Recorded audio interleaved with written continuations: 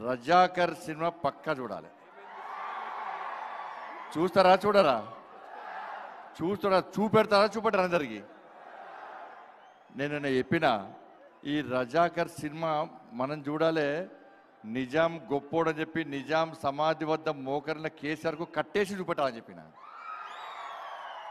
పాత బస్తీలో చార్మినార్ దగ్గర రజాకర్ల పార్టీ అయినా ఓవైసీ ఇద్దరు అన్నదమ్ములకు కట్టేసి చూపెట్టాలి సినిమా ఇది.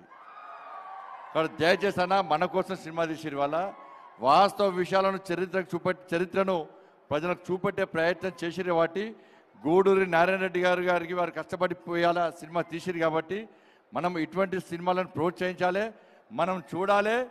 అందరికీ పక్కా కదా.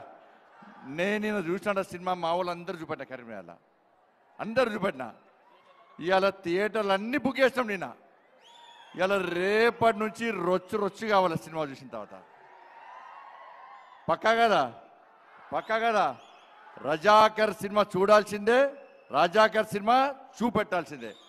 భారత్ మాతాకి. ఇది ఏదో పైసల కోసమో పేరు కోసమో తీసిన సినిమా కాదనేది.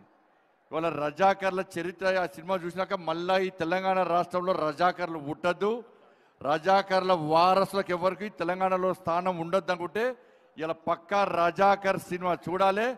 మనం చూసి మన లోపల కొత్త ఆలోచనతో ముందుకు రావాల్సిందే. భారత్ మాతాకి జై.